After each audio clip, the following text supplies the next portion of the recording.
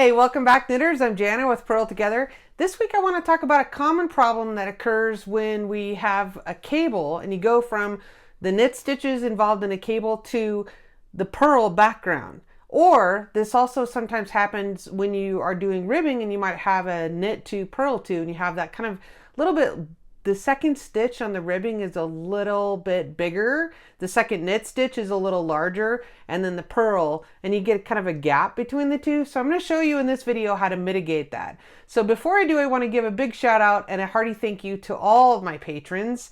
We couldn't be bringing you videos each and every week without them, so I appreciate that a lot. If you want to see what I'm offering for some perks for just a few dollars a month at patreon.com/Purl Together. All right, let's get started.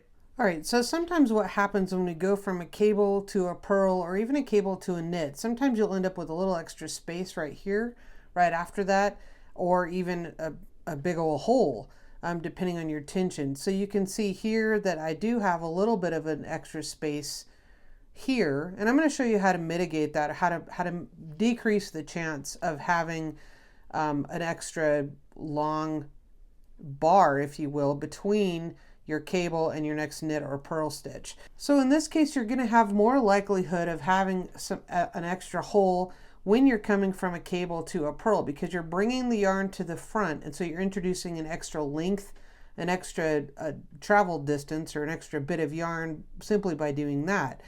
So then if you go and knit your purl stitch just like normal, you may have a little bit of a gap here from this knit to this purl. Now the way to fix that, let me just take that back out and I'll show you the way to fix that. If you have that as a problem, the way you can fix that is bring your yarn to the front like normal, but then when you go in, instead of wrapping counterclockwise, which introduces more length of working yarn, wrap clockwise.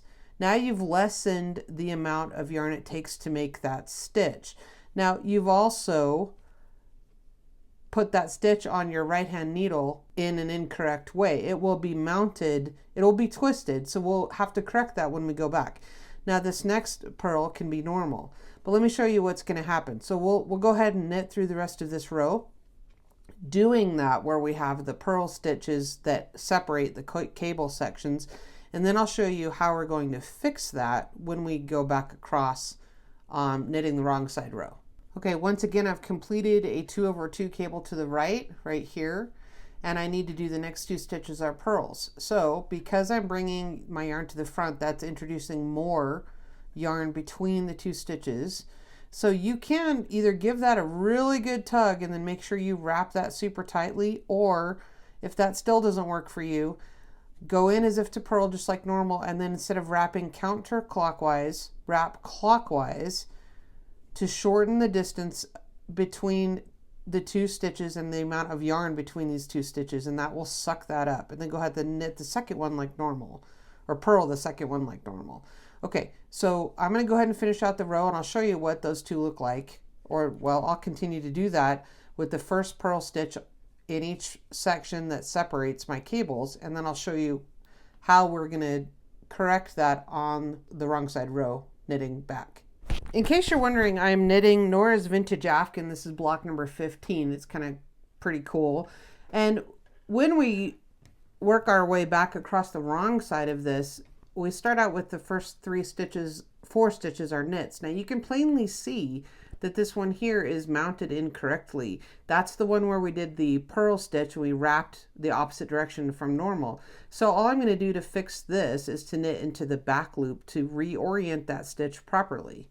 Okay, so then I'm going to purl across the cable section, and when we come to the next section where we just have 2 knits, which was 2 purls on the right side of our work, you'll see again that you can clearly tell which one is not oriented properly on the needle when we come to it. Okay, so this first one is oriented just fine, so we're just going to knit that, but you can tell the second one is not. It's open, has the back leg forward, and it's open to the right. So we want to knit into the back of that, knit into the back loop of that to reorient that stitch. And that's really all you need to do to mitigate those potential holes or gaps that occur from a cable to a purl, or from a cable to a knit even. And that's also a way that you can sometimes mitigate. If you have an enlarged knit stitch just before purls in ribbing, you can use this same technique to fix that as well. Okay, so one more time here when we get to the end of this little purl section. Now this first knit stitch, which was a purl on the other side, is correct. And the second one, again, you can tell is oriented incorrectly because the backward leg is forward. Where we want it to look like this one with the front leg, or the leg closest to me, to be forward, and the stitch opens to the left. So you can plainly see that this second one is opening to the right and it's mounted incorrectly.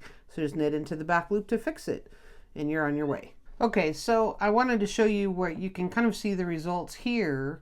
Where I did not do that technique, there is a little bit more of a gap here than there is in this last row where I did.